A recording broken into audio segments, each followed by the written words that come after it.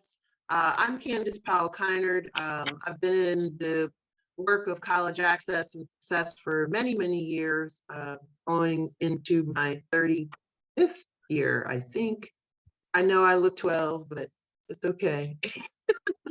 I am on the leadership team, along with Tom for College Prep Roundtable, along with Janine Wright, who's also in the room, and there are quite a few other of us who work toward the leadership of this organization. But this is our crowning glory here, our favorite part. Many of you who have been around for a number of years know that we started our network meetings in person, and they were fantastic opportunities for growth and professional development and just sharing and networking. However, you know, as many things, we pivoted to the Zoom platform for actually two reasons. One, in that, you know, the pandemic happened, but two, we've grown quite a bit. And you may very well see when you come out to our meetings that we have people who are joining us from New Jersey. We have people coming in from New York, Atlanta, Wisconsin, can't figure that one out exactly. That was way out. So we have encompassed the Philadelphia region, but we have now gained a following from quite a few people from around the country. So it's a fantastic network to be a part of. And so we're excited to share something with you today. Now, though it may be Pennsylvania specific, any of you who are not from the Pennsylvania area will, I think, still gain some nuggets from how to partner, how to work with your higher ed partners, how to gain higher ed partners. And so I would encourage you to stay tuned. I'm going to introduce just by name all four of the gentlemen who are taking the lead in the discussion, and then I'll introduce you to who's going to start off. And so with us today, and just give us a wave and you'll see them, Sean Jones, Associate Director for IUP, Eric Tarpley, Assistant Director for Penn West California, Baron Vanderberg, Assistant Director of Admissions, Kutztown University, Alvin Mayo, Assistant Director of Admissions at Shippensburg. All right, so to start us off, I believe Sean and Eric, are you guys starting us off today? Or if not, Alvin, go ahead and get us rolling. Okay, good morning, everyone. Between myself and Baron, we'll be kind of doing more of the lead of this presentation. We are representing, and I failed to, it's my fault when I sent the list over. I forgot to add Isaac Leonard, who's an associate director of Penn West Clarion for admissions into this group as well. But we just wanted to, we've been trying to, since the pandemic is basically kind of start to subside, we're trying to really just have a conversation with this group to get a better understanding of the climate of Philadelphia, the climate of Southeast area when it comes to the students, and how can PASSHE basically be more together in cohesiveness, and give you a little bit of history about some of the stuff we've done in the past, as Tom and Candace know about a lot of stuff we've done in the past, and to some of the stuff we're doing now that's current, and what we want to try to take to the future. So I'm going to pass it on to Baron so that Baron can add his point into it, and then we'll pass to Sean and Eric to talk about the history of PASSHE and joint recruitment. Right. So thank you, Calvin, for that. And everybody, I apologize that I'm still in my car. I was supposed to be to work at 8:30, and I overturned tractor trailer. Made sure that did not happen. So thank God for safety, though. I am in front of the office, So you will see me transition over to my computer in just a moment. But Mayo, thank you for the transition. And I echo your sentiments that suggest we just want to make sure that the lines of communication with our partners in Southeast Philadelphia is open in a two-way direction. We want to make sure that we are fully aware and knowledgeable of what is going on in the network and beyond. And we want to make sure that you all know what's going on our campuses.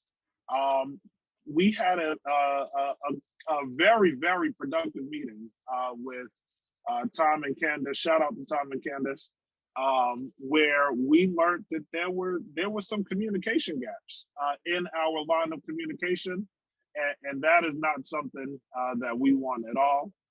So we just want to build and strengthen our partnerships and our relationships. I see some folks that we work with pretty closely on the call. I see Dana, the mastery PASSHE person, as she has been designated. I see Kathy White, one of my favorite people. Hey, Kathy, good morning. And we want to make sure that these relationships stay strong and that we continue working together to do good things for our students from Southeast Pennsylvania.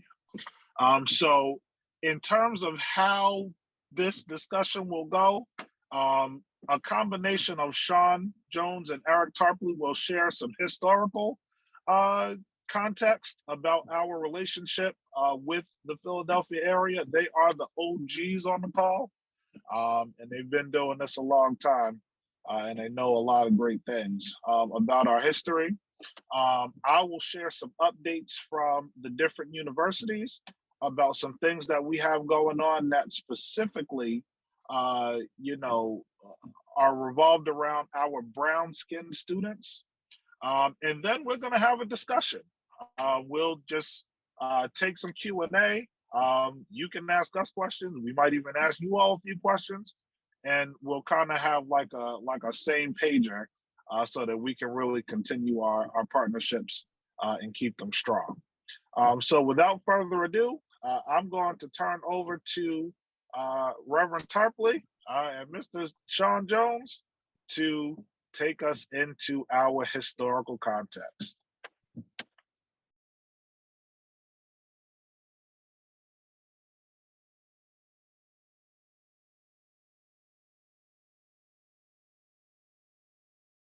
All right, so which one of us want to go first, Sean? All right, well, when we talk about the joint recruitment program that we've always had placed in the Philadelphia region, but also joint recruitment has gone back even before Sean and I came on. The joint recruitment actually started in 1974. Actually, part of the 1974 desegregation plan is what it basically started under. And what joint recruitment was, it was actually a traveling road show that would take place between Pittsburgh, Erie, Harrisburg, even northeast Pennsylvania down into Philadelphia. So you would have all of the PASSHE, basically diversity recruiters, would go all over the state so we could actually have more of a presence with our students of color to go through and talk about not just, college fair portion. We would always go through and talk about things such as financial aid, even applying to schools. And during that college fair, they had direct access to us, also able to apply while they're also at these college fairs as well. And also they're going to find out that we're also their contacts. So we always wanted to make sure that we were always in front of students, but also giving us a chance to connect with counselors too. Because so the counselors can get the updates of what was happening at each campus and even what was happening at PASSHE as a whole. So we wanted to make sure, so we did everything by even capturing information for students and even trying to mail information out to students. And where we were at that point, we're still trying to come back and actually evolve that to basically continue on. We're still doing it in Philadelphia. We're trying to also duplicate it to bring it back to Southwestern PA and other parts of the state. But what our intentions was to create and also make sure we had more college access is what it was all about. Because we wanted to make sure that students knew about the state system, considering we were an affordable option for all of our Pennsylvania residents. and wanting to make sure that we're giving them a great education, and also letting them know that we're also invested in them. It's not just the thing of just having them come to us just to talk about, you know, hey, just go to college, but we want to let them know that we are invested in everything that you are bringing to the table. And as well as also being able to talk about scholarships, things of that nature as well. We just wanted to make sure that students had access to us. So Sean, what did you want to add to that? Hey, Tom, can I get hosting responsibility? There's a PowerPoint that I like to bring up. I just found it. So if I can get hosting responsibilities, I like to share a PowerPoint. You can just go ahead and share where everybody can share. Gotcha. All right. Let me know if you all can see this slide. Yep, we can see it. Yes, yes. That's good. Okay. All right. So kind of piggybacking off of what Eric was talking about, you know, the history of the joint recruitment program, you know, goes back to 1974 as part of the desegregation plan for equal opportunity. And we had the opportunity to have this program, and it was very a small program where the counselors themselves would visit different high schools. But as time has grown, we've had the opportunity to grow throughout the years in terms of the program, and we begin to add different locations. Some of this might be familiar to some of you all in terms of the schedule. So just to give you an idea, we would go to Erie, we would go to Pittsburgh, we would go to Philadelphia, we'd be in Harrisburg, Allentown. We would contact the high school counselors. We set up these bus trips, and all of this funding came from the state system as it relates to the Promising Scholars program. Do you guys hear that music as well? No. Okay, all right, good. So this gives you an idea in terms of the agenda and what we typically would have in terms of the schools visiting us at a central location. And as part of that, we would provide an admissions presentation, financial aid presentation. We introduced all of the 14 state schools. And what it did, what it really gave us an opportunity to put a face to an institution. And it really allowed us the opportunity to make those connections and those personal relationships, not only with the high school counselors, but specifically with the students as well.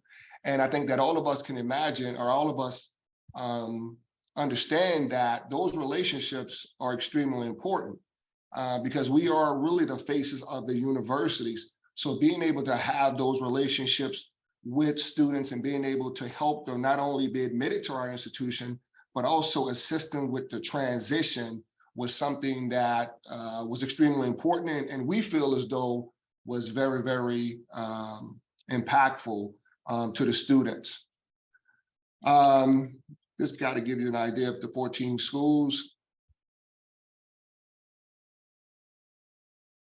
This gives you an idea in terms of the numbers. When you take a look at the numbers, you know, starting back at, you know, back in 1999, you kind of have an idea in terms of the number of students we would see at the joint recruitment programs. And we kind of divided up into joint recruitment West and joint recruitment East.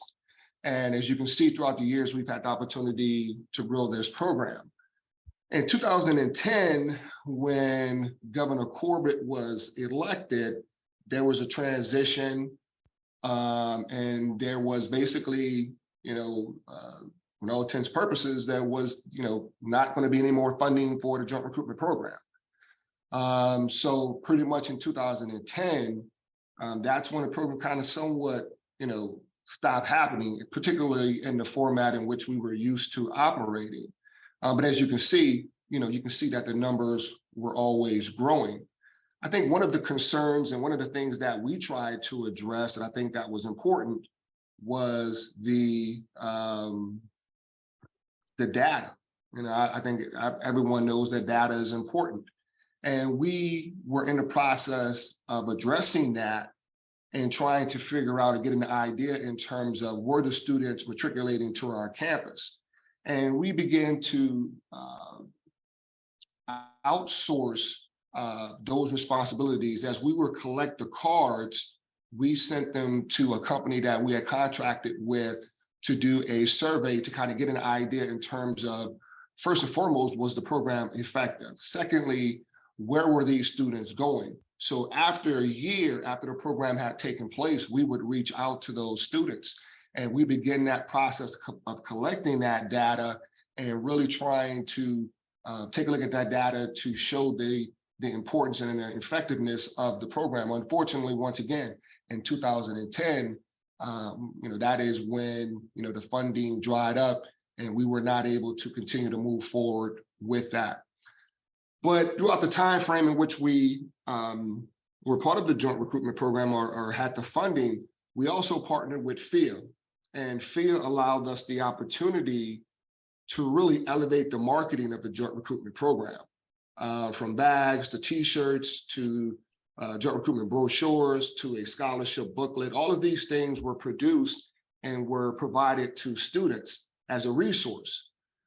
Each student that participated in the joint recruitment program received the t-shirt, they got the joint recruitment brochure, they got the DVD. It gave them an opportunity to take the joint recruitment program back home with them, and if possible, share that with their parents. We created the scholarship booklet. The scholarship booklet outlined probably over 200 scholarships that were not only statewide, but nationally as well. It also had a link to each of the universities' websites and our individual scholarships as well. The joint recruitment brochure pretty much had a profile of all of the 14 state schools. Once again, it gave the students an opportunity to take that information with them and be able to hopefully share with their parents, share with their friends, share with their classmates. So as part of that partnership with FIA from 2003 to 2010, it really provided us the opportunity to elevate the joint recruitment program from a marketing standpoint. As the program continued to grow, we began to add new locations. New locations became Harrisburg, the Monroeville, as well as the Reading area. Once again, that contributed to the number of students we were able to see on a yearly basis. So that is pretty much the joint recruitment program up into that particular time and point. Are there any questions from anyone? I know that's a lot of information real quick, but I wanted to kind of give you that, provide that history, but also give you an idea in terms of the progress that we were making in regards to the joint recruitment program. Now, I want to add to what Sean was talking about. Where You're muted, Calvin. Can you guys hear me? Yes, we Yep. can hear you. Okay, so I want to add to that point where in 2010, when corporate basically changed the funding system, taking a lot of money from education, it went into, JR went to a little bit of a hiatus for a little bit, and we were able to bring it back on a smaller scale with the school district of Philadelphia, starting around 2015 with just a night fair. And when we brought that back, we were able to start to try to really recreate joint recruitment all over again. The only problem was there was the historical data and all of that other information that we needed that we could provide in the prior JR cycle of it was, we couldn't do it because the funding wasn't there and a lot of things start changing. So when we brought it back for the 2015, 2016, just as a night program. In 2017, with the help of Barron, we started calling schools and basically saying, hey, we are all 14 state system schools will be in the area. And it was always the last of the week after Thanksgiving. So it's always been the week after Thanksgiving for the Philadelphia area. And we just basically say all 14 schools will be in the same area for one night. Would you be able to host us the day before and or the day after the fair? Just to service your kids. And that started to grow. And in 17, we had a few schools, 18 and 19, we really had more of a PASSHE week. And then we all know the pandemic happened. And what we did do was we were able to do virtual visits and virtual fairs with the help of Kathy and the school district. We actually did partner, not partner because they are our parents, basically PASSHE, but PASSHE created a website for us. And I will show you guys, share this portion of it for me. Here you go. So can everyone see this? Yep. Okay, so PASSHE created a website for us. Every year they update it. And when we either prior to us going back to in person, they wanted to find a way for us to tackle the students on a virtual scale. So they created a website where the students can actually go and register for the virtual college fair that night that we did it back in 2020, which was November of 2020. And actually, I think we partnered, if I'm not mistaken, Kathy, we did it twice with the school district in Philadelphia on 2 different months. I think it was October and November we did it with them, which we had on average of about 160 to 180 students register. But we all know how virtual was back then at the time. We probably averaged about 100 to 110 students that actually attended. But again, it was a college fair that we did virtually that we brought back this year in person, and they still was able to continue to do it. Now, in this website here, and I will put the link in the chat, the students have an opportunity to look at every university, do a virtual tour of every university, the updated admissions counselors, some of the programs, so they can look at everything on the website, just going to this one page. Instead of always having to go to individual universities, they can come to this one page.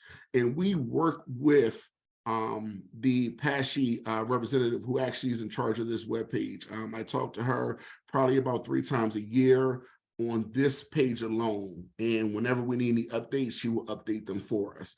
And again, it highlights more of some of the fun stuff that we do for our students, the graduations, letting the students see at the end, hey, you can actually graduate. So this is a page just for those students who are applying from Southeast, but also not just from Southeast, from across the entire state of Pennsylvania. And any students that are coming from outside of the state of Pennsylvania, they can always look there. Yes, this one was particularly for the college fair that we did in Philadelphia on November the 30th, but this is a page that we actually have worked with the state system on, that we have more control over it for what we do. They keep up with all the logos, they keep up with all the virtual tours, whatever changes they make on the state system side that affects our university, they basically put it up here for us. Okay, I'm going to stop the share. But that leads up to now. And the thing is, we did it twice in 2022. We did a spring PASSHE week, and then we also did a fall PASSHE week. And we want to continue the partnership with PASSHE week, and we want to continue to go back to what joint recruitment was. Reaching out to more students, not just in the Philadelphia area, but Southeast, also out Pittsburgh, also out in the Northwest side of it, going up to Lehigh Valley area. We want to get back to that. And that's our main focus and our main goal. And that's one of the things that we want, that cohesiveness we had. You guys talk about, you guys are a family at College Prep Roundtable. The 14 of us are a family as well, even though we will get into the point of how the integrations are working, but we still say we're 14 individual schools that really focus on the advancement of helping students, minority students go to college. So Baron, are you ready? Yep. All righty. So another end of, and thank you, Calvin, for adding on to that. So another part of why we are here today is just an opportunity to hear about what some of our campuses are doing for our students of color. I've asked a couple of admissions counselors to just send me a couple blurbs here and there. So I didn't receive anything from everybody, but I'm going to give you a couple updates about some of the universities that are a part of the system. And then we even have some folks who are around that can answer questions about the integration and all of those things as well. Of course, I'm going to start with Kutztown University because that's the one that I know best. and about some of the great things that we have going on here at KU. One of the things that I'm very happy to talk about is our core program, which stands for College Readiness. It is a pre-college program that we are just beginning to roll out. We had a test run last year, and we're getting ready to roll it out in its full capacity this year. This is an opportunity for students in grades 9 through 11 to come and get a taste of college. It is designed for our students of color from urban, city, diverse areas to make sure that a taste of college is had before they get to the point of going through this process. We'll work on college application processes, keeping your study skills and habits together while you are still in high school, and really setting up a great way for you to visit college. I also run the Multicultural Overnight Recruitment Experience, which is a program for students of color to have an overnight experience who have already been admitted to the university. Give them a taste of college, give them an opportunity to get everything they need in order, and have them here physically on our campus. We have our AIMS program, which is the Achievement in Male Success Initiative. We follow data. This is higher ed, education, whether it be K-12 or higher ed. You know that the first question anybody always asks is related to data. And we have data that suggests that our young ladies are succeeding, and quite frankly, our young men are struggling behind them. So we put some things together. We have some great affinity programs here just specifically for our male students of color to try to make sure that they have all of the same great opportunities for success. We are in the process of starting a WIMS as well, women in there's a M. I can't remember what the M stands for, but once the program is fully loaded, I'll follow back and talk about that as well. We have a full service tutoring and academic support center.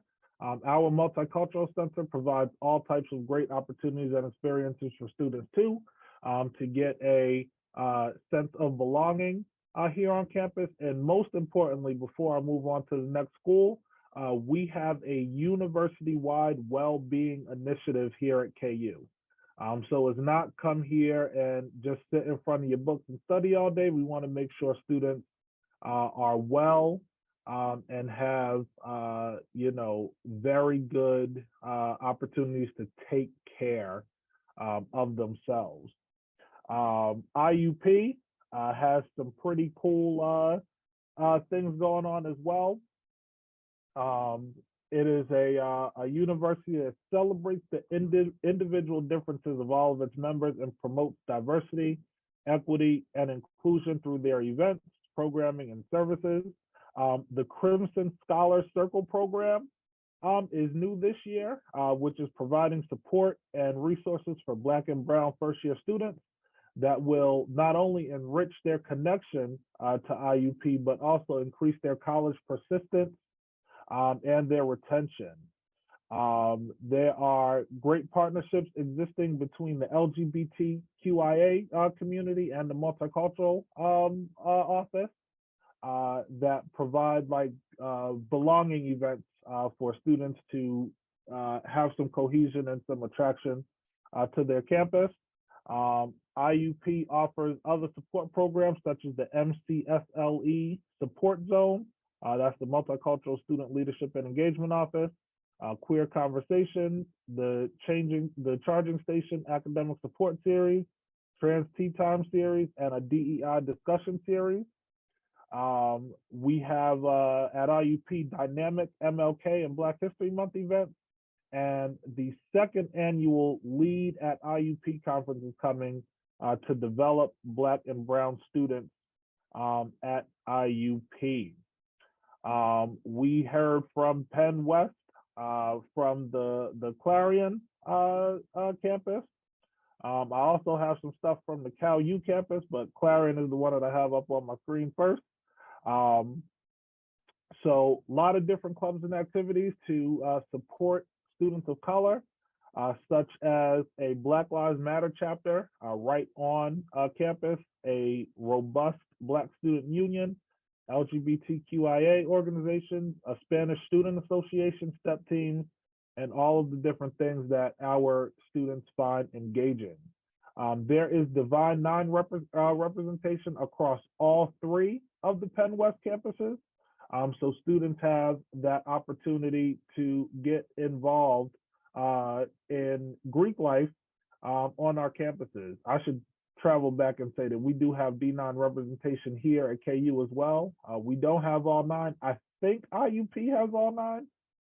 If not all 9, very close. So I think Sean just put all 9. So we have representation of the D9 fraternities and sororities across our campus. There is a shuttle that goes between Cal U or Penn West Cal to Pittsburgh. So students from Philly may take an Amtrak, Greyhound, or Megabus across the state. Edinburgh has a Greyhound stop, and as well as a local proximity to Erie Airport. Clarion has the Greyhound stop in Du Bois, and they charter a bus home for the different extended breaks, so students have opportunity to get home very easy. We have Millersville.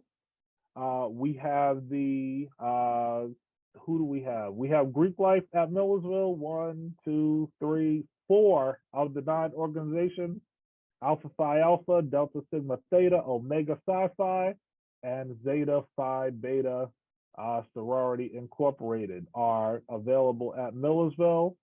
They have a robust intercultural center, and actually, I really like Millersville. They have more than one intercultural center, so there's like an intercultural component that goes through student life as well, which I think is pretty cool. And they have great resource centers and things of that nature at Millersville as well. They are accessible by way of, public transportation and things of that nature, located right on the border of historic Lancaster, PA, which is a pretty cool area in the state and not too far away from the campus. Heard back from Penn West Cal, where a lot of great opportunities there. I mentioned some of them in the other Penn West conversation, but the trio, Upward Bound offices are there to support students and their academic needs. The Office of Students with Disabilities manages the IEP and 504 processes, which is very important for students who need those opportunities. Cal has a peer mentor group with upper class students helping guide their incoming entering class students. Academic success coaches that are able to help students who are struggling academically, and great clubs and organizations such as the BSU, Black Student Union, Men United, which is an empowerment program for Black and Latinx men, Women United, which is an empowerment program for Black and Latinx women, the Hispanic Student Association, the Young and Gifted Gospel Choir. I have heard some amazing things about the Cal campus gospel choir. I know that they are very good at retaining students. The clubs and activities retain students. That is a known fact in higher ed.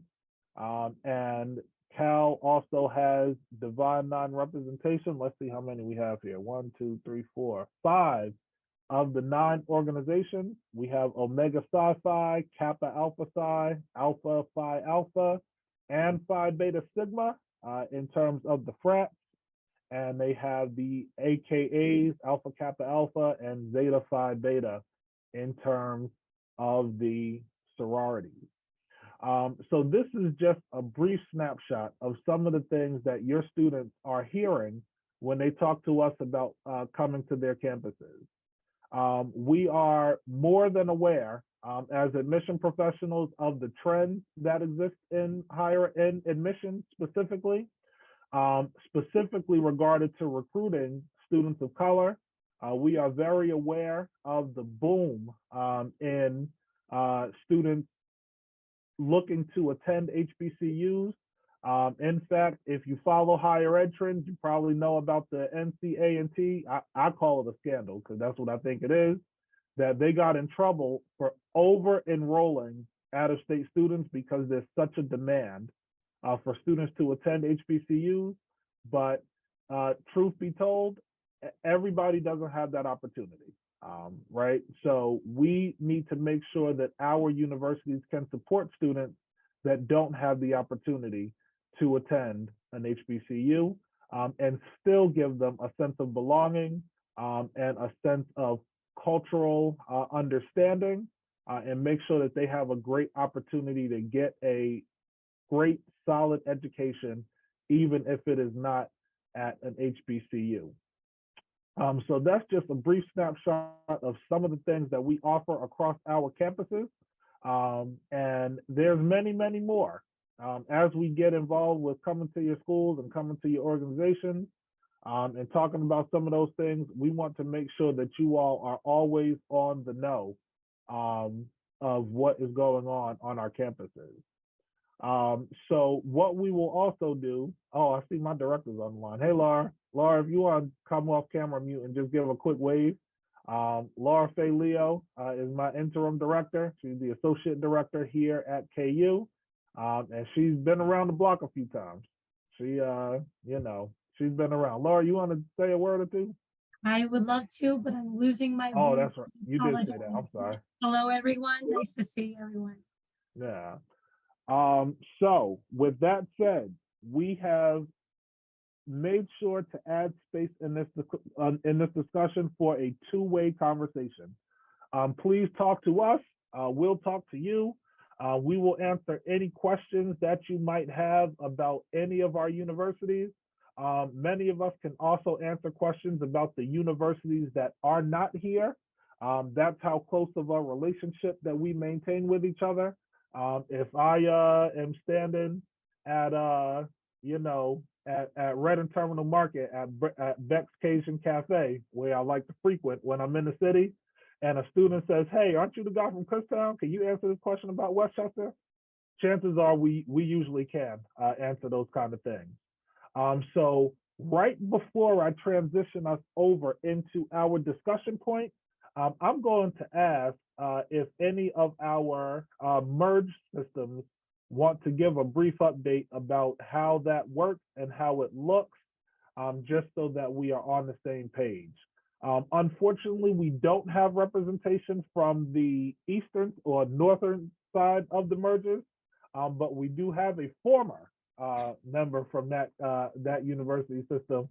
As I mentioned, we can share things about each other because we know.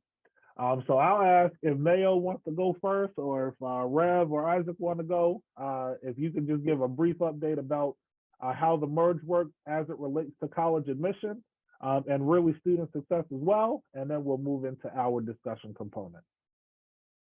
I'll let Penn West go first.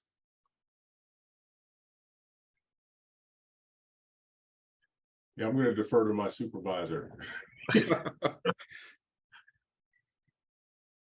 Thanks, Rev. Hi, everyone. So with Penn West, for those that don't know, if you're not familiar, it encompasses Clarion campus, CalU campus, California campus, I'm sorry, and the Edinburgh campus in Western Pennsylvania. Altogether, we have just around 11,000 students across all three campuses. So with the integration, basically the way it works, for your students, when they apply to Penn West, the nice thing about it is they get accepted to all three campuses.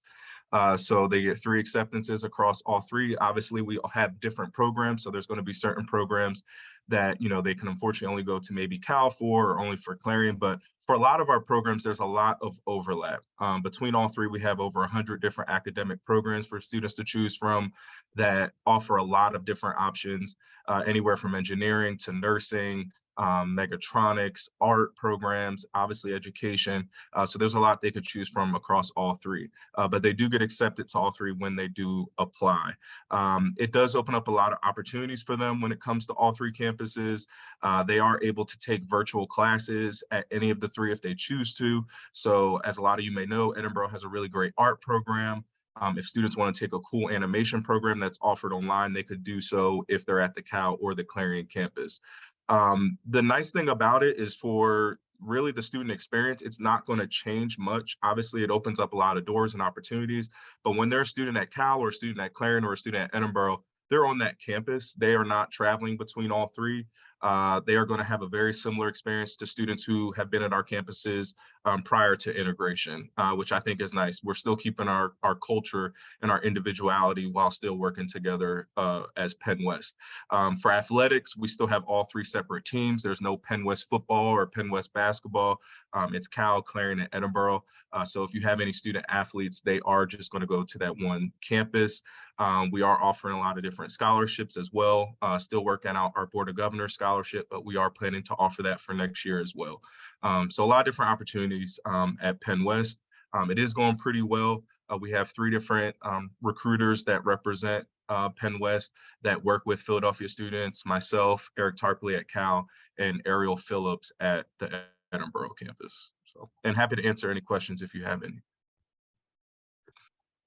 And being a former assistant director of Mansfield before the official merge integration happened, I can give you a little bit of information about them. Basically, what Isaac said is more of a carbon copy. Penn West was a little bit more ahead of Commonwealth up until about, I would say, about a month or 2 ago. They kind of been on the same page now with what Penn West is doing. Again, you apply to one campus, you're accepted to all 3 campuses. So if you get accepted, you're not just accepted to Bloomsburg, Lock Haven, Bloomsburg, and not Lock Haven and Mansfield, but you're accepted to all 3. So all 3 for Commonwealth is Mansfield University, Lock Haven University, and Bloomsburg University. Now, when it comes to some of their programs, one of the differences with their programs is certain programs are specific for the campus. So if a student is looking to go to Bloomsburg, but Bloomsburg does not offer that program, unfortunately, they will be told that they have to go to either Lock Haven and or Mansfield for that program. All the programs are not across all 3 campuses. Lock Haven is one of the only state schools that has health and phys ed as a major in education. So a student cannot go to Bloomsburg and get a health and phys ed degree. At Bloomsburg, they would have to go to Lock Haven, and students are aware of that information. When it comes to radiology or respiratory therapy for the Commonwealth, they have to go to Mansfield University, and the students are aware that a lot of students are trying, are hearing that they can take it at one camp, all 3 campuses, but that is not true. They still have to go to that one specific campus. Again, all of these sports are still individual schools. The one thing about those 3 is 2 of those schools, when it comes to football, are Division II, Bloomsburg and Lock Haven.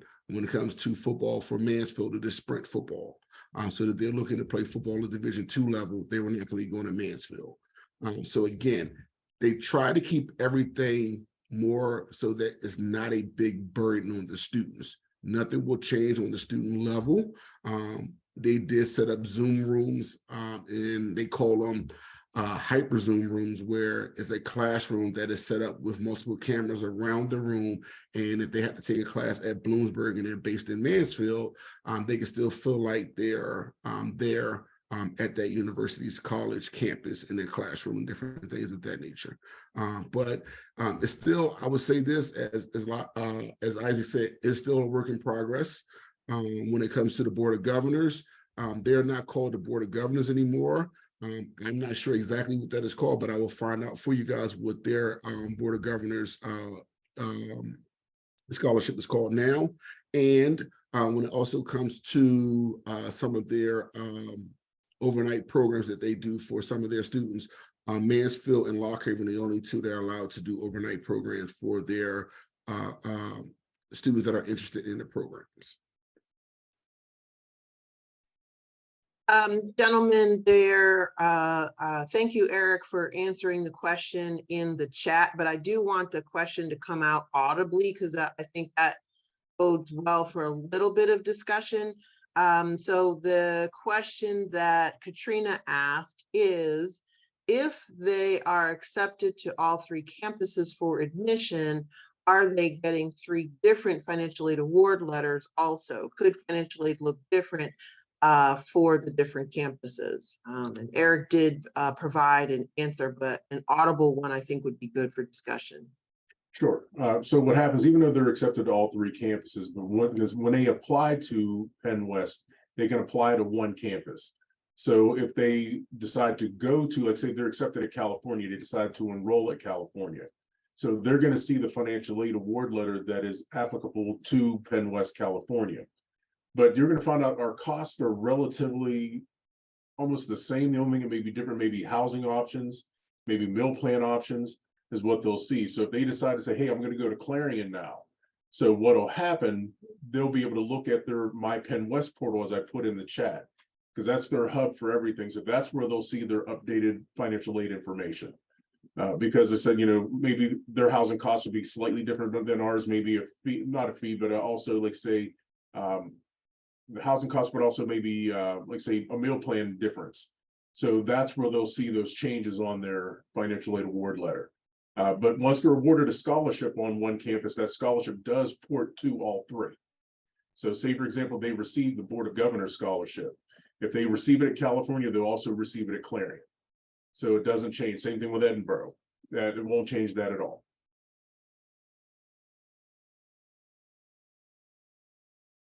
So just another clarification for the audible answer for the good of the room.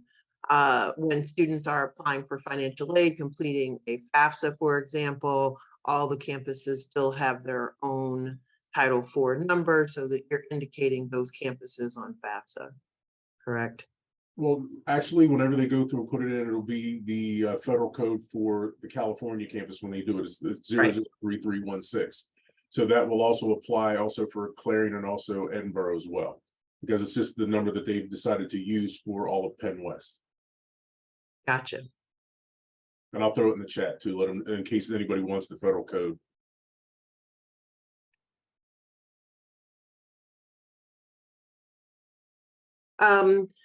Can any of you speak a little bit more about the student experience? I think you touched on it a little bit in the transition, in the integration process.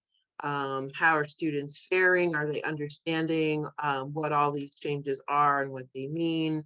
What has that been experienced like? I would say it's still a work in progress because, you know, as we're transitioning more to a digital type of background, and students are not always checking email like they should. So we're trying to give them as many updates as possible. And I know the president has been talking to our students as well, and trying to give them updates as well on what's happening. But like I said, it's not a complete seamless transition, because I said we're learning, because there's 3 campuses coming together to make one. But we're getting there. But that student, this is actually I should say the first year of it right now, because actually we became Penn West as of July 1st, 2022. So we're still going through and making changes, and things are starting to work, you know, a lot better than what they were, let's say, a year ago from now. So we'll know a little bit more once we conclude this academic year. Right, yeah, I can imagine. Thank you for that. You're welcome. Calvin, can you kind of jump into where do we want to go with Philadelphia?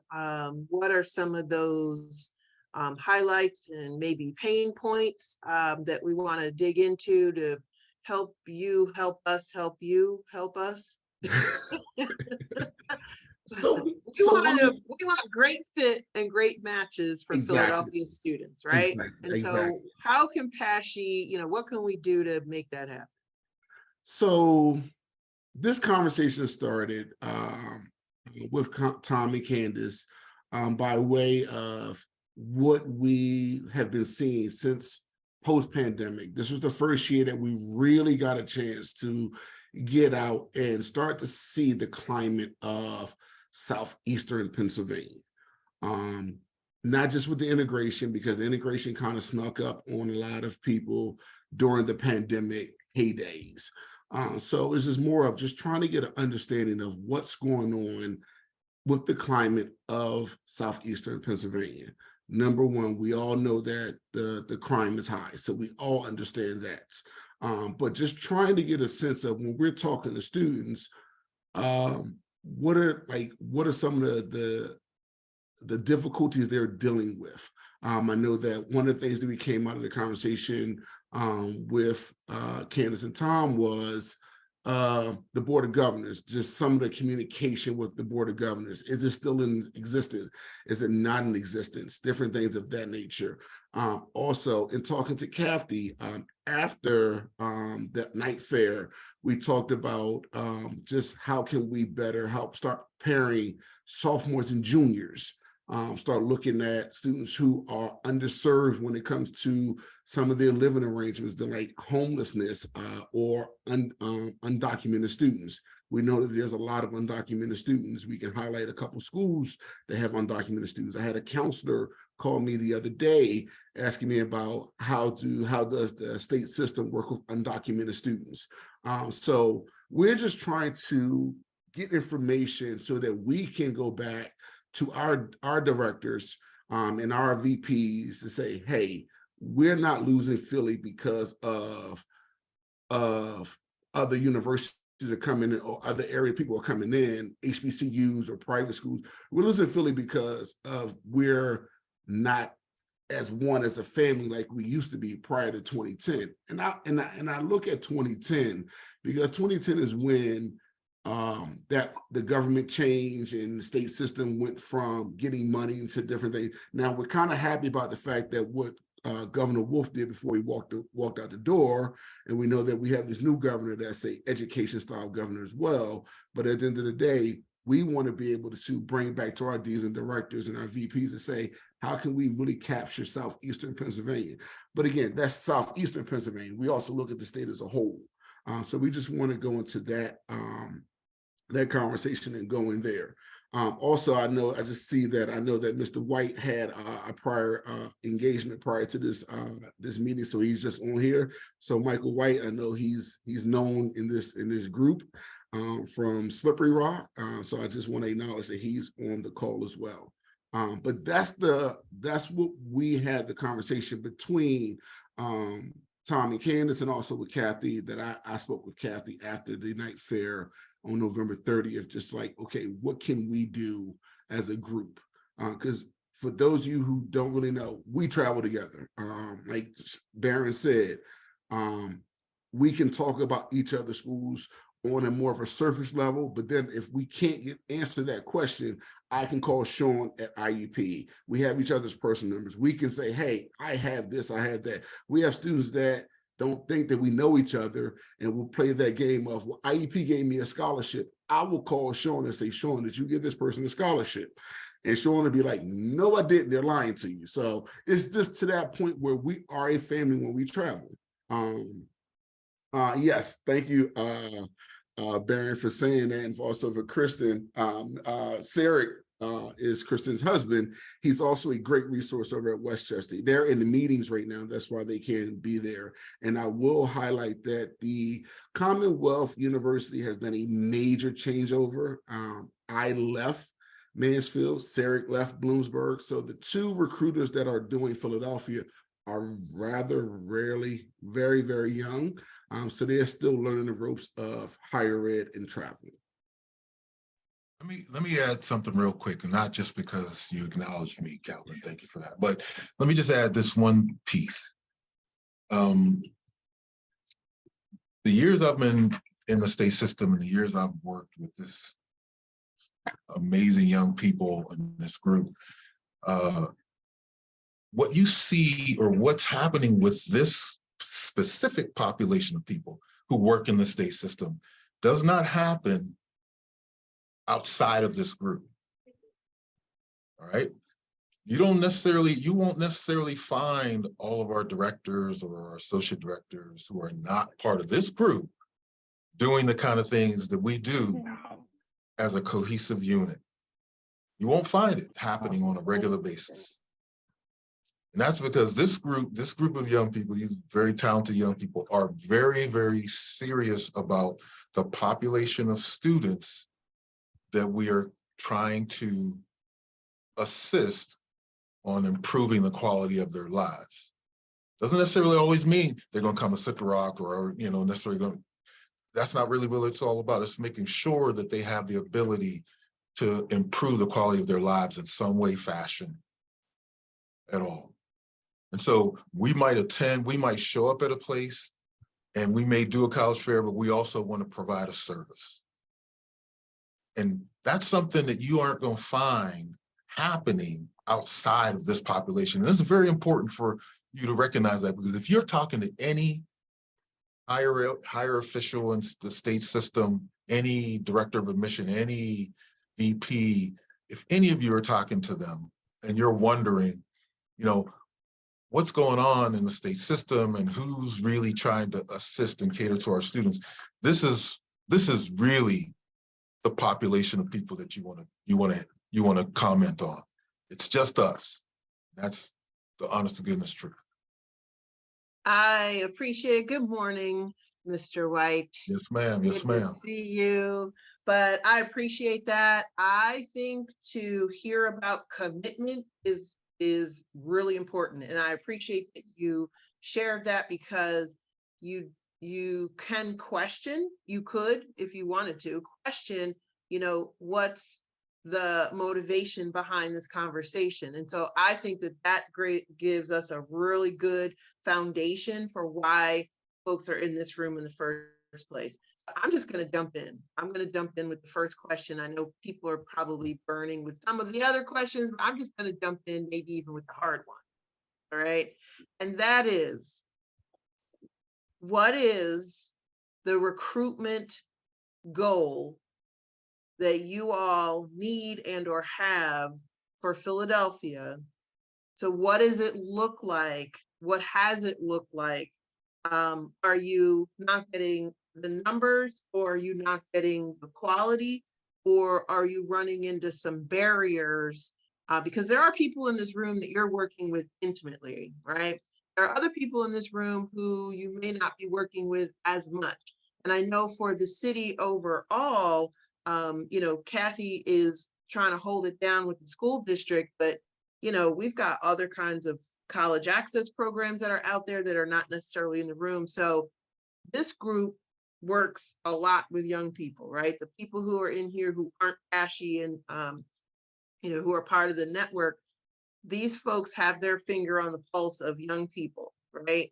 And so what is it that we need to communicate? What is it that you need to communicate with that? And I think it looks like somebody has a specific question too.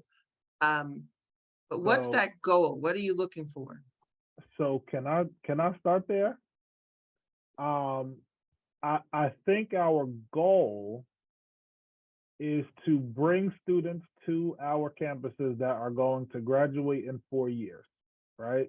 I wouldn't put a numerical value on it, because 200 students that are gonna not retain is not the same thing as 60 students who will. We're looking to bring on students who desire an education, and that have the capacity to get one, right? What we need from the other side of the desk is to help us start the conversation with these students earlier. Because we're getting students who get to 12th grade who think that they can just write their name on an application and that's enough. We get students that don't understand how GPA scales work. You get a student that has a 2.1 GPA, and then they tell us we're gonna have a 4.0 by the end of the school year. No, you aren't, right? There are different parts of this conversation that are difficult to have, understandably, but it's a little bit overwhelming for students when they hear, because we're gonna have those conversations with them because we have to, but it gets to be a little bit overwhelming because they get it all at once when they hear it from us. And I do not envy anybody who has to have the difficult ends of conversations with these students, but they are important nonetheless. I cannot, in good conscience, as an admissions counselor, tell a student with a 2.2 GPA and nothing higher than a 70 in science every year of their high school career that they should walk into a school and go into pre-med. I'm asking them to fail out. I am. And it's difficult to say because you don't want to tell a student that they can't do something. But we have to figure out how to change that conversation with students so that we can increase their successes. Yeah, I can imagine, good brother Baron, I love that you brought that up. And I know that you brought it up not because those situations are episodic, but because they're happening a little bit more than the average. And so that's a good transition. Tom's got a question. I do, gentlemen. Again, thank you very much for the presentation. It's been a long time coming. And I will say this to the broader audience, but I've said this to you inside of our smaller meeting, that it really feels good to support PASSHE in the sense that the institutions are trying to do the good work for Pennsylvanians. And there was this disconnect from a college access community perspective from PASSHE for a while. So thank you, Calvin, for reaching out to us, but I know you were reaching out on behalf of all of them, all of you. And so thank you for that. But my question is this: I want to hear you, and you don't have to spend a lot of time on this, but I want to hear if you have any concrete plans on your awareness work, right? So talking about that 9th, 10th, 11th grader awareness piece, where are you in that planning, or is it right now, is it a thought thing that's going to get planned? Where are you with that? I think that's a good point, Tom. And it's funny you mentioned that, because that is what I wrote down when Candace had asked that question, was awareness. And awareness is a two-way street. It's not just about us asking you all, how can you get us in front of your students? It's also about us making sure that we're putting forth an effort to let students know that we exist. What will be IUP will be IUPs. So it's not about every kid coming to IUP. It's about letting the students know in the Philadelphia area that there are many options for them. The best school for you may not be the one that's closest to you. At the same time, the best school for you may not be the one that's furthest away from you. The best school for you is going to be the one in which you've done a research on and that you know is going to put you in the best position to be successful. So as we talk about awareness, part of the things that we had talked about earlier, Tom, was having an opportunity to partner with the school district to see if there's something that we can do in the spring semester. Start early, start with the juniors. Because the reality of it is, if we wait till October or November talking to seniors who potentially probably are not prepared, we're not putting them in the best position to be successful. But if we can develop a program, a marketing, a communication plan this spring for that Philadelphia area, letting them know that there are 14 different options for you. Some are local, some are 2 hours away, some are 3 hours away, some are as far as 6 hours away. These are the different type of programs. When we did that joint recruitment brochure, that was the purpose behind it, because it highlighted each of the 14 state schools. Not every kid look the same, not every kid thinks the same. So being able to find that match for you does take preparation. And if we have the opportunity to get in front of students, whether it's a small group, it doesn't need to be all 14 of us, because as Baron and both Kelvin has mentioned, we can speak about our individual schools without necessarily having to represent that school. We can represent PASSHE. So being in front of those students and talk to them about the importance of higher education, talking to them about the options that they have. That option may not be a 4-year school. It may be a trade school. We can talk to them about the different scholarship opportunity, financial aid. How does that work? How does it impact you? When you get that financial aid package, what does it mean? What does it say? So it's not just about you being admitted to IUP or you being admitted to Shippensburg. I always say to students, being admitted is the easy part. Graduating is the more difficult part. So how can we facilitate and help those students plan accordingly and go to the university that's going to provide them with the best opportunity to be successful. So when you mention awareness, Tom, that's first on the top of my head, is awareness. Because not every kid needs to come to IUP. And IUP is not going to be for every kid. So what's going to be IUP going to be? So I'm going to say, and I'm going to try to bridge your comment with what I heard Barron said, because what I'm really speaking to when I speak to awareness is that our students need repetitive information about what it does mean to go to. So it bothers me and it saddens me when Barron says he has a student in front of him that doesn't know what a GPA is or how that gets calculated. And while I think we have folks who dedicate vast amounts of time, so college access people are paid full-time every day to make sure that information gets passed on to their students, but they become like parents, right? Meaning that after a point in time when they're talking to their students, it's walk, right? So when you guys were in front of the students talking about, it's not just about my institution, but it's about here's the reason why college is worth being in your life. And here are the things in order for you to obtain that. That's the awareness information I'm speaking of, less your institution specifically, more about preparing, being ready, preparing, what does that mean to go to college, right? That's what I'm speaking to. So let me jump in for a second, because because one of the things that I'm a person that believes in early intervention, and I actually think that we need to start having these conversations in 8th grade, to be honest, to start telling students, now you're preparing for high school to get prepared to go to college. Let's not only talk about how to calculate a GPA, but it's also, let's start talking about the coursework you need to take in high school to prepare for certain majors. Because, to piggyback on what Barron said about those difficult conversations, I have these difficult conversations quite often with a student who wants to go into engineering. And they'll turn around and say, oh yeah, matter of fact, I had Algebra 1A, Algebra 1B, and I had geometry. And I'm like, okay, where is Algebra 2? And also where's like pre-calc and trig? And the student will say, what do you mean by that? I said, well, one, you're not going to be in the level of math right now to get prepared for this engineering degree. That you're already going to come in math deficient, which means that they're going to have to spend more time with us to take the coursework to get prepared for that course. And we're all pushing to get students out in a 4-year time frame or less, because we're not trying to have students spin their wheels, continue to do the same thing over and over again, just taking their money. We want them out. And they're not just graduating, but also looking for grad degrees so they can expand on what they've learned with us. So it's those conversations we need to start having with students, saying, no, you're going to be taking calculus first semester, as well as also anybody looking at pre-med, you're taking calculus first semester. So not having pre-calc and trig, or even taking like a dual enrollment math class, and even be prepared in the sciences. Because then, a lot of times I talk to students from Philly, a lot of the young ladies want to do nursing.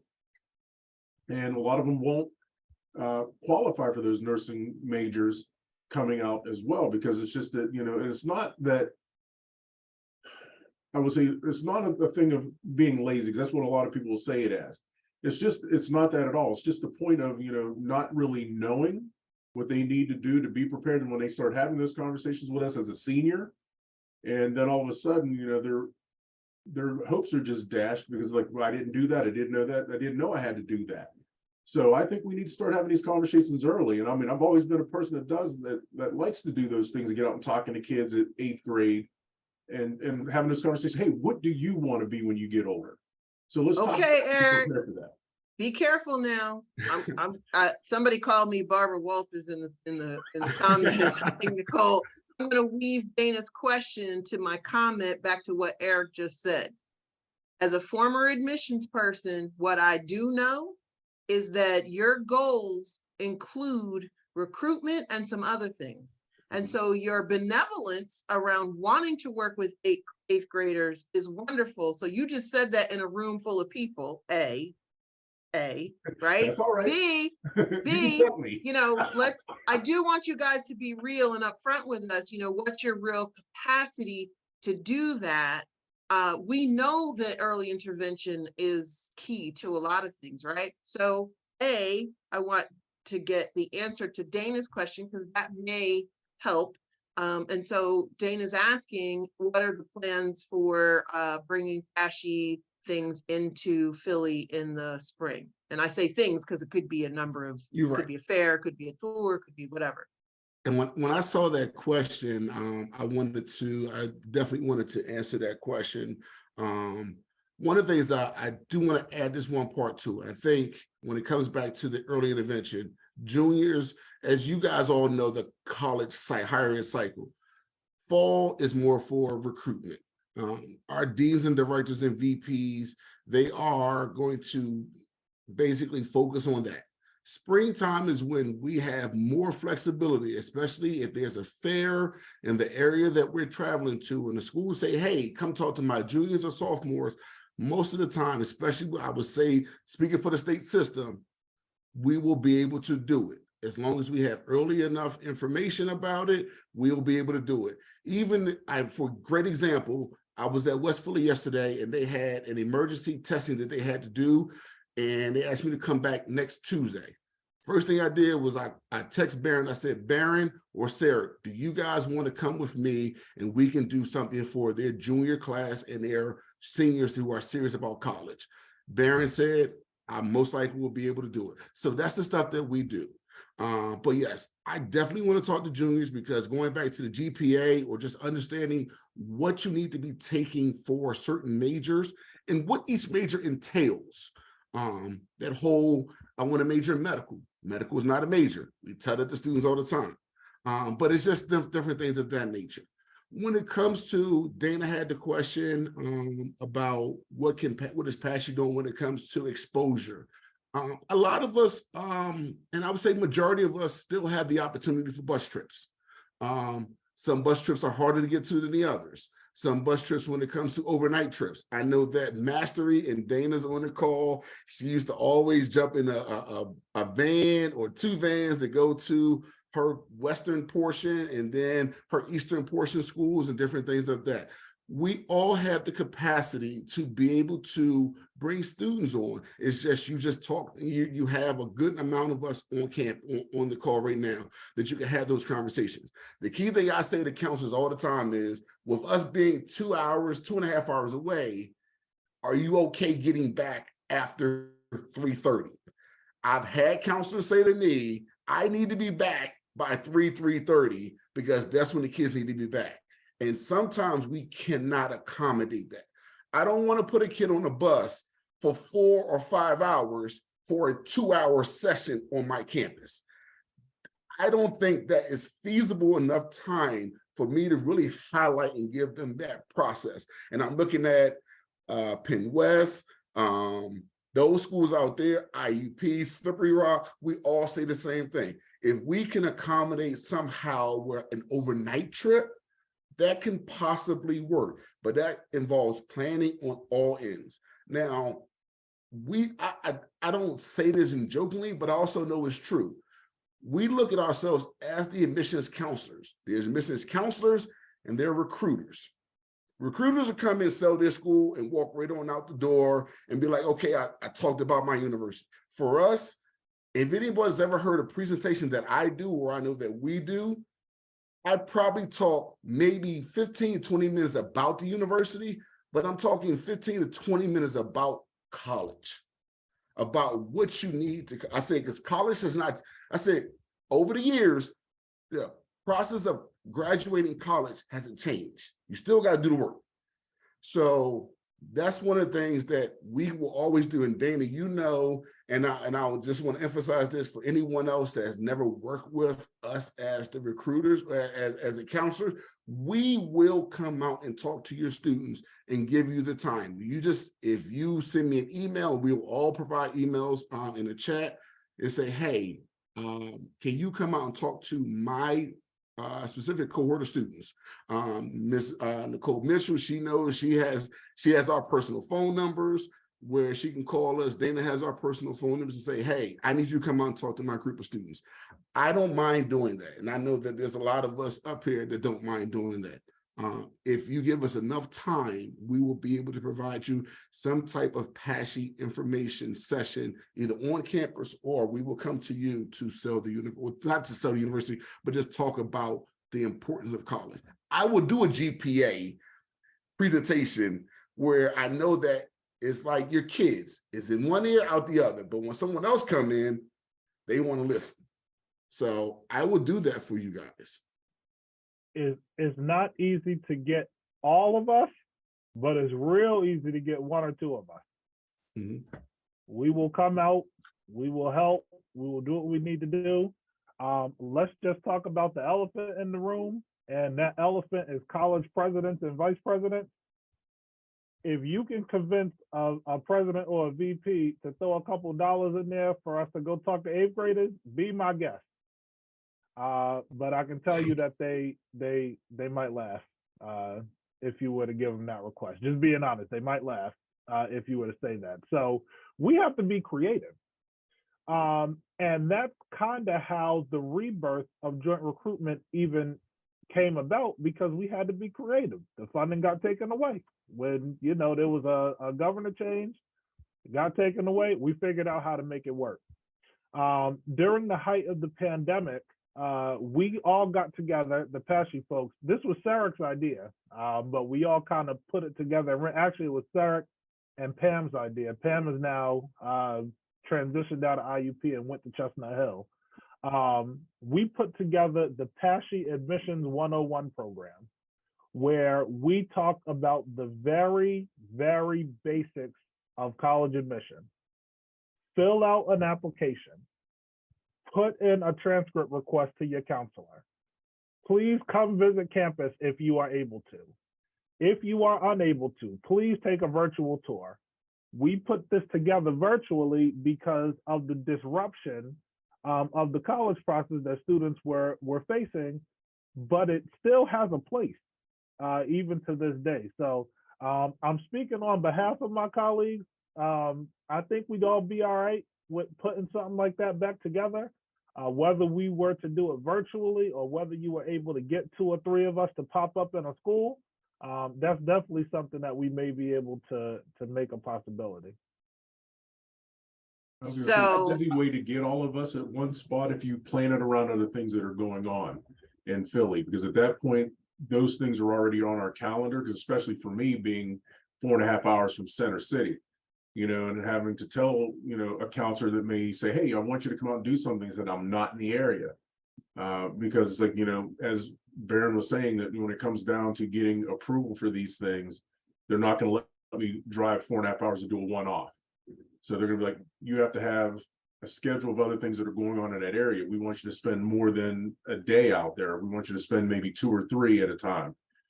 So, and then the other thing also, one of the comments that Baron made also about the our deans, directors, VPs, and everything else about, you know, the early intervention.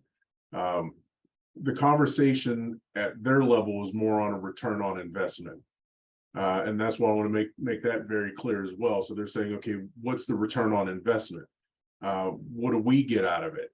And instead of trying to let them understand, because I still do early intervention. Sometimes I do it on my own time, but it's those things that having those conversations and saying, by the way, there's an old, and I even said, went back to this old dean, old dean that I had, said, hey, by the way, he understood early intervention. And so when you get these kids and you hold their attention, do you understand the likelihood of them enrolling at your school increases? Is it because, one, you are actually showing you're invested in their future, but they put dollars and cents to it? Well, I want to share, I would like to share this, not speaking at the PASSHE representatives, and thank you again for making this happen this morning, but I am going to speak to my colleagues on this call. So one thing you may have heard or you're hearing underlying is that they speak mostly to, coordinate with the School District of Philadelphia. And while we all serve students in the School District of Philadelphia, a lot of us do not serve students outside of the school district. Additionally, you are seeing them on off hours when they're not in school buildings. So part of this, I think, onus on us as a community is that we need to get in contact with them and say, hey, here's our program, here's our information, here are the students we're serving, so they know, and we got to keep us on their minds, right? So they know to go to the school district. They know to reach out to Kathy. That's a constant. They know to reach out to Dana. That's a constant, right? But we have to, as individual programs in our communities, say to them, we want our students to have the access information. We want you to contact us. So we'll figure out, PCPR is going to do its bit on figuring out how do we make that connection happen between PASSHE institutions and college access programs. But that's the only way they're going to keep us on mind and front and center. And I just wanted to put that out there, Candace, really quick for our advocacy purposes. And I'm going to stop because I know we're getting close to time where we probably have to let these folks go back to their recruitment jobs. Yes, and so thank you, Barbara Madelman. She took my challenge on and got started with some ideas. Ready, set, go. What are, now we have exemplars in the room, and they, you know, their names have already been touted a couple of times, but Dana's always been creative in doing some things. Nicole Renee has always been creative in figuring it out. These things are not, I mean, Kathy and I worked together for 1,000 years ago. It's always been creative in figuring these things out. And that's why they're in the room, right? So the newbies that we have in the room, I'm so excited that you're here and I want you to contribute. We know that state schools in Pennsylvania are a great resource for our kids. We know that many of them have the right match and will be the right fit for some of those students. So we have to make that connection, right? So let's get creative. One, as Tom mentioned, so Tom actually said what I was getting ready to say, which is we'll coordinate some of the ideas as well and try to make that, not try, we will be making that connection happen. So stay tuned to how that works. But for the good of the order, does anybody else have something that they would like to share, a quick brainstorm? Barbara, did you want to elaborate on your idea that might stir the juices for someone else to be thinking? And drop those ideas in the chat. Continue to drop them in the chat. Go. Well, I just want to say, you know, many years ago, when we did the programming during spring break, you know, we did it for high school students. And I remember the first day thinking, oh God, who's going to come? And half an hour before we even opened the door, there were 400 people lined up at Temple University to learn about college. They took a practice SAT and ACT test. We talked about college. Some went off for an experience about, you know, workforce experience. We did all sorts of programs during the week. Parents were actually looking for stuff for their kids to do. So this was a good thing that we had some programming. And I think that there's so much on the shoulders of college counselors right now, you know, because we're still dealing with the pandemic. We're still dealing with kids who have mental health needs that we have to meet. And that's part of learning. And, you know, many are homeless and many food insecure. And we're dealing with so many issues that maybe were there before, but now have been brought to the forefront and much more pronounced during the pandemic. But I think if we got together and thought about some programming over spring break where we might get some attention. I do remember Kathy and I had a conversation about students who are coming from homeless or foster care and different things of that nature, and also undocumented students. That's something that each university, you want to talk to all of us individually about that and how we handle certain things. My biggest thing, and I'm working with a student who is dealing with a homeless issue. If I can help them, especially if they have the grades and everything, I'm willing to go to bat for them. And it's one of those things where I think you just have to have those conversations with us so that we can talk to our VPs to say, hey, how can we help these students? There are so many different ways when it comes to undocumented students. Our business office can be creative, our national office can be creative, but it used to be old school where we're state school, we can't do this because they're not documented, but some of our universities have been creative on it to help these students. But it's just those conversations that we ask that you have with us. Just so, and I know that it's hard because some students don't want to tell their information to the school counselor and they barely want to tell it to us. But I always tell students, be upfront with us so that we can give you the best information possible. So I know that all of us are willing to do that. It's just having those conversations with us so that we can take it to our VPs and our directors and give them that information up front so we can find out what's the best avenue for them. I am passing the baton to Tom. Tom is going to kind of take on the rest of this meeting. This is not the end of the meeting. This is a beginning of a discussion. So like I said, on your mark, it said ready, get set, something like that, go something. But let's get those ideas going. I know we've got some great folks in this room who have some great ideas. Thank you, Candace, and thank you for being here today. You know, we'll miss you for the rest of this session. Folks rather hear your voice than mine, but we're going to keep it going. But let me assure everybody this one thing is I'm gonna say this out loud, and I'm gonna hold us as PCPR to this. That we look at ourselves as conveners and coordinators and collaborators. So we will be very intentional about reaching out to PASSHE, structuring something that making sure that the city of Philadelphia in whole knows what's going on. So that's not to supplant anything that the school district, Kathy, are doing with PASSHE. Is more so, again, making sure the communication is broad beyond just the notion of having to go to one place to see what the information is. So we're going to do that. We're going to also hopefully get into a collaborating space that we will be meeting with PASSHE representatives on some ongoing basis, so that we can also, again, plan together, read and look at data together, so it can inform our practices, right? We're not going to just do stuff just for the sake of doing it. We want to do it with potential outcome and impact for the good of students in Philadelphia. Because the one thing is, like, and Sean and I'm sorry, Calvin and Brandon brought it up, and it's got to be very evident. Folks, college access folks I'm talking to right now, these folks have to report to their vice presidents and presidents of their institutions.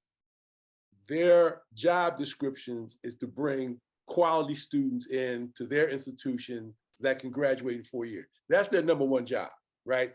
So if we're going to ask them to do the extras with us, we're going to have to work and plan with them so it makes sense for them. And then we also have to become advocates on they as the recruiter's behalf. So there was a slight bit of it.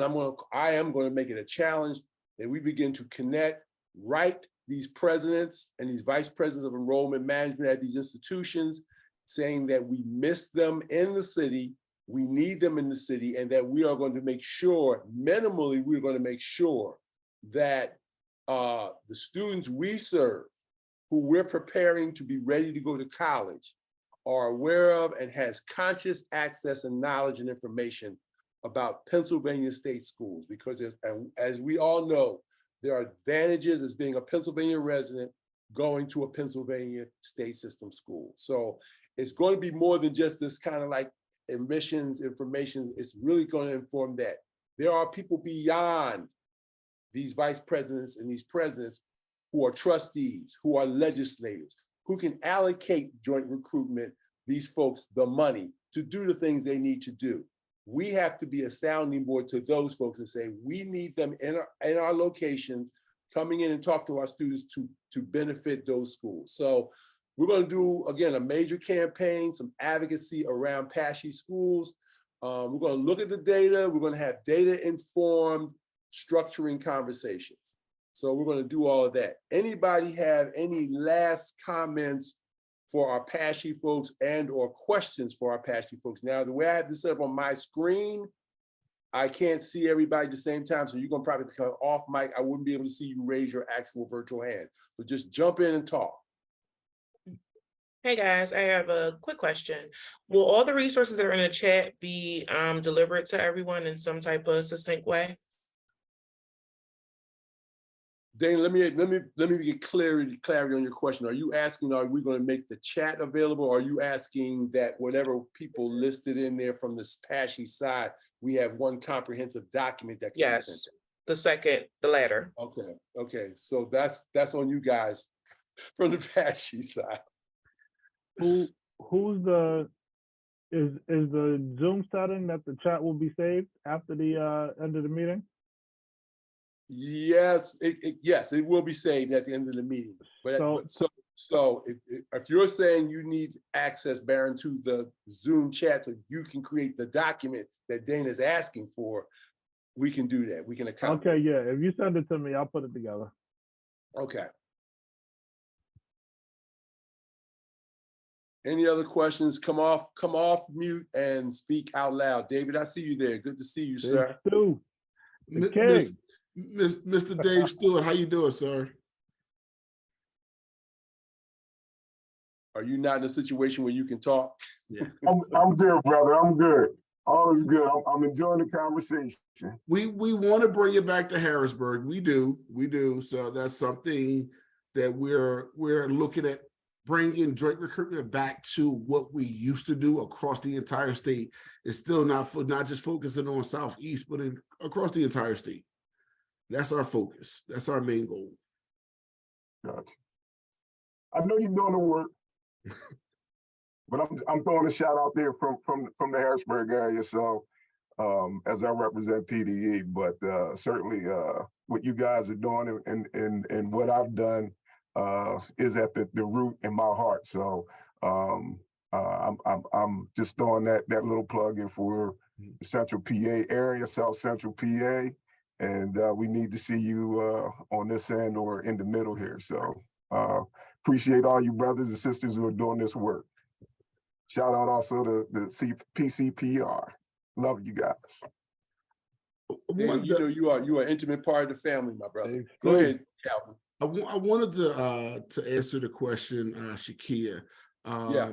The one thing I will say is you are absolutely right. That question and comment you made is absolutely right. Normally, and I would say most of us, when we bring students on campus, we have that mindset. They've already talked to us. I want to get students in front of students that look like them, possibly a classroom experience, but rather understanding what the day will look like for a college student. That's what our focus is when they bring students on campus. I have a bus group coming up next Friday, and I've already told the counselor and I've already told my co-workers up at Shippensburg, it's not about me giving a presentation. Right? The presentation is gone. I want them on campus so they can see the day in the life of a college student, them walking around, how they have to intermix and mingle within going to class, doing everything of that nature as being a college student. So I get everything you guys are saying now, and I thank you for these comments. The other thing is when I'm talking to your students in front of your students, I focus on what it's like living in these remote areas. Sean has some good one-liners that he gives the students. Baron talks about his one-liners. We all share what it's like. We all say that more of it is not Philadelphia. Even when we talk about Westchester, I tell students, you can have access to Philly because SEPTA runs there. Westchester and Cheney, SEPTA runs there. So you still have the access to Philadelphia. But it's not Philly. It is not the city. So living in a suburban town or a rural suburban town is a little bit different. Outside of the campus, what are you potentially going to see? So that's one of the things that we definitely talk about. Again, if you gave me an hour to talk to students, I would probably talk 20 minutes about the university. The rest of the time is going to be about how to make it through college, how to survive the atmosphere that you're going to be living in, the environment that you're going to be living in. So it's not more of, hey, I'm going to talk everything about the university, hope you apply and then walk away. No, some students love it. Some students don't like it. And some students think that it's all about, this is how you survive in Shippensburg. It's not how you survive in Shippensburg. It's how you survive in Shippensburg, IUP, Alvernia, Morehouse, Howard. I can tell you, I have a parent that's calling me right now asking me, am I still at Mansfield, because their daughter went to Howard because they wanted the experience, but financially they can't pay for sophomore year.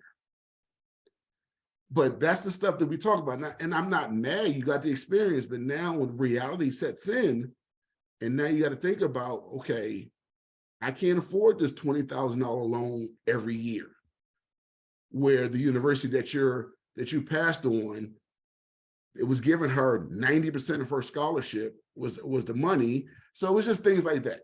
And we can all have stories about university students that are called us after being at a university that they wanted to go to and say, hey, all right, I can't afford this anymore. I need to think about, is my scholarship still available? I'm sorry, your scholarship is no longer available anymore, but let's work on a transfer scholarship if we have that. So we definitely do more of the life and living on a campus and not just talk about the university. Before we close this portion of the meeting down, because we really only have a little bit of time left, and thank everyone for hanging in and staying with us. I think we have not really lost anybody to another meeting that they may have had at 10 o'clock. So thank you. This definitely shows us, gentlemen from the PASSHE side, this shows that there was a strong interest in what you were talking about. That usually around 10 o'clock, whoever was presenting, people got to start peeling off. So this was important to those of us who are on this call. I do want to also acknowledge, or want to make sure we acknowledge, anyone else who was on this call who may not have spoken but are from a PASSHE school. So I want to shout out, because I know she is, Katrina Kelly from Westchester University, who is out of the financial aid office. Good to see you, Katrina. Is there anyone else here from a PASSHE school or someone who represents Pennsylvania in some type of legislative or programmatic effort way? And so please, I can't see you, so to speak, the way we have this laid out. So you're going to say hello and say who you are. Hey everyone, my name is Katrina Kelly and I'm the Assistant Director of Financial Aid at Westchester. I'm also the PASSHE sector rep for PASSFA, which is the Pennsylvania Association of Student Financial Aid Administrators.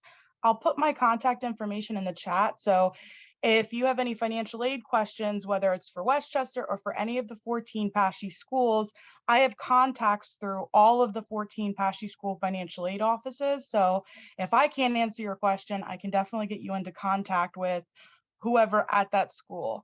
But this was absolutely great. Thank you so much, Calvin, Sean, Baron. I'm probably going to email all of you guys at some point to put in the PASSHE newsletter, which goes out to all of the financial aid offices so they can hear your great work too and coordinate.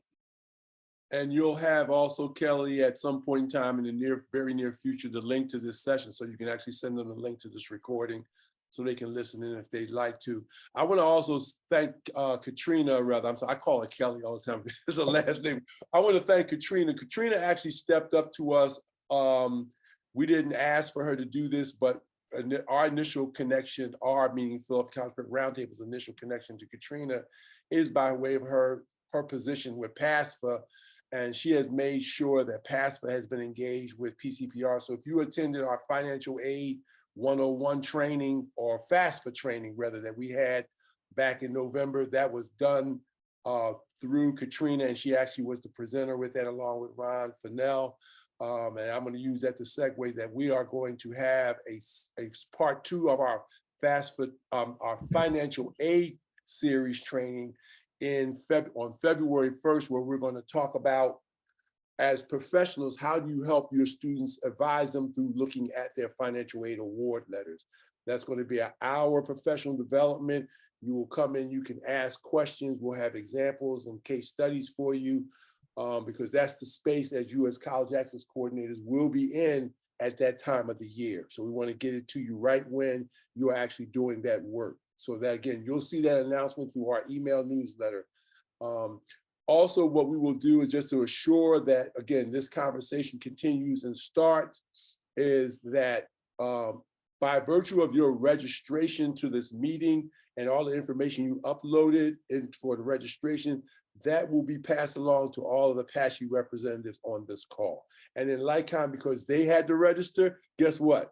You'll get their information too. So whether they liked it or not, that's done. But that's not where we're going to stop. We're going to continue to go further and deeper. And again, like I said, we got a couple of challenges, some things we're going to have to do for the good of our students that we're going to have to make happen.